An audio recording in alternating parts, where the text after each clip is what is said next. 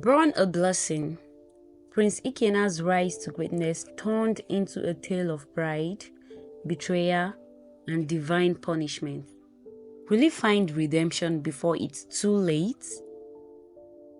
Once upon a time, in the lush and peaceful village of Ihiala, there lived a wise, handsome, and industrious young prince named Ikenna. He was the pride and joy of his father, King Ikenna, who ruled over the village with strength and wisdom. For many years, King Ikenna prayed and made countless sacrifices to the gods for a son to carry on his lineage. Despite having 5 wives, the king's wish remained unfulfilled until the day Ikenna was born. His arrival was a miracle. The once doubtful villagers now called King Ikenna the man favored by the gods. To celebrate this extraordinary gift, the king threw a grand feast that lasted 3 days and nights. Skilled drummers, mesmerizing dancers, and melodious singers came from distant lands to entertain the people.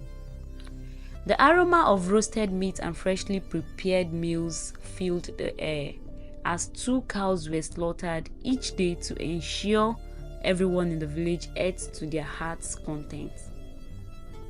Ihiala had never seen such a celebration before. As Ikenna grew, it became clear that he was no ordinary child. His sharp mind and profound wisdom left the villagers in awe. At just 5 years old, he solved disputes among elders with insights beyond his years. By 10, he could recite ancient proverbs and interpret their meanings like a seasoned scholar. People began to whisper that Ikenna was not just a prince, but a divine gift to Ihiala. King Ikenna, a great warrior in his prime, saw in his son not just a successor, but a protector of their land. As the king grew older and weaker, he devoted his days to training Ikenna in the art of warfare. With swords, spears, and arrows, the young prince mastered every technique. His muscular frame, honed through rigorous training, made him the envy of the village. By the time he reached adulthood, Ikenna was both a scholar and a warrior, a rare combination that endeared him even more to his people. Ihiala's peace had always been threatened by the neighboring kingdom of Ozubolu, a land ruled by an ambitious and ruthless king who demanded heavy tribute from Ihiala.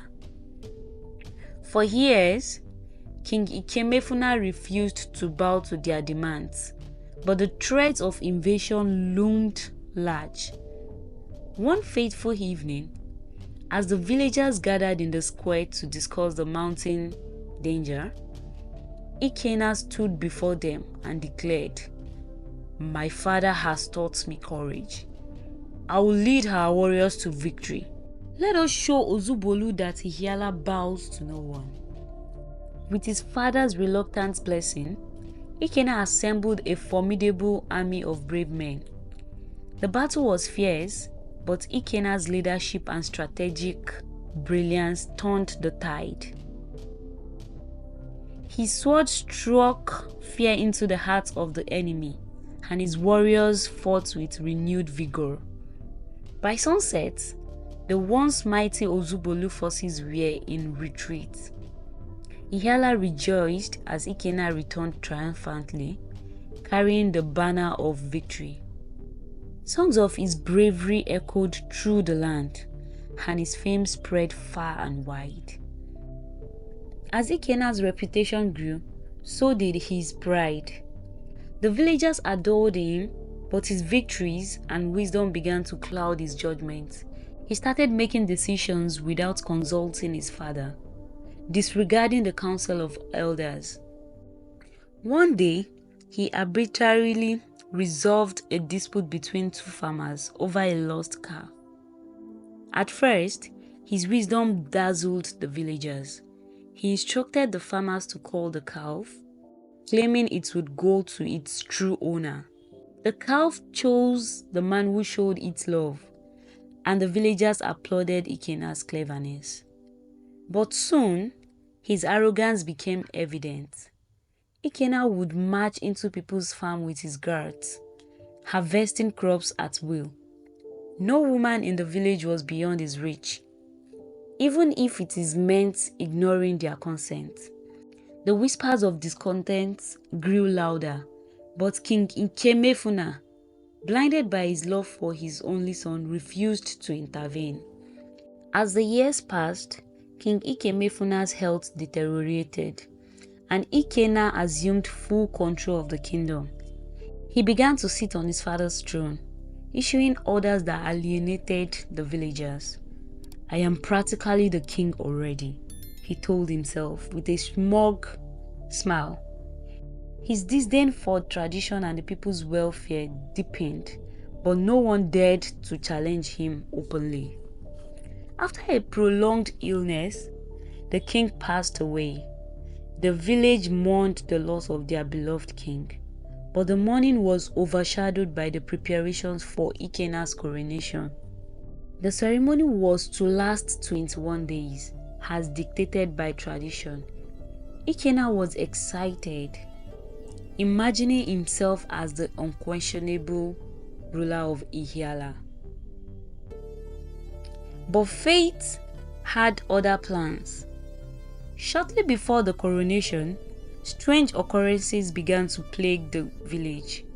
Livestock mysteriously died, crops withered, and even the air seemed heavy with despair. The people turned to the village priest, who consulted the oracle. The revelation sent shock waves through Ihiala. Ikenna has committed a grave abomination by sitting on his father's throne before his coronation. The gods are angry, and their wrath will not subside unless he steps down. Blinded by rage, Ikenna accused the priest of conspiring against him. Angrily, he killed the priest, silencing the voice of the gods. The new priest, terrified, hastily completed the coronation rituals, crowning Ikenna as king. For 3 months, Ikenna ruled as king, but the calamities intensified. Rivers dried up, mysterious diseases swept through the village, and even Ikenna's family was not spared. His eldest son died suddenly, and his wife fell gravely ill. Desperate, the villagers demanded answers from the oracle. The gods were clear. Ikenna must leave the throne, or his remaining children and wife will perish. Torn between his pride and his love for his family, Ikenna reluctantly stepped down. The oracle declared that the next king would be a stranger sent by the gods. Ikenna and his family were forbidden to leave Ihiala, but were stripped of their royal privileges. Once a revered prince and king, Ikenna now lived as a common villager. The man who once commanded armies and sat on a golden throne now walked the field alongside the same people he had wronged. His arrogance faded, replaced by humility born of suffering. Months turned into years, and Ihiala began to heal under the guidance of the stranger chosen by the gods. Ikenna, though shamed, found solace in his family's survival. He became a devoted father and husband, teaching his children the lessons he had learned the hard way. In the end, Ikenna's fall was not just a punishment, but a lesson. The gods had stripped him of his power to teach him humility and to remind the people of Ihiala that no one is above the laws of tradition and respect. Ikenna lived the rest of his days in quiet service to his community, a man transformed by the trials of his life. And so, His story became a legend, a testament to the dangers of pride.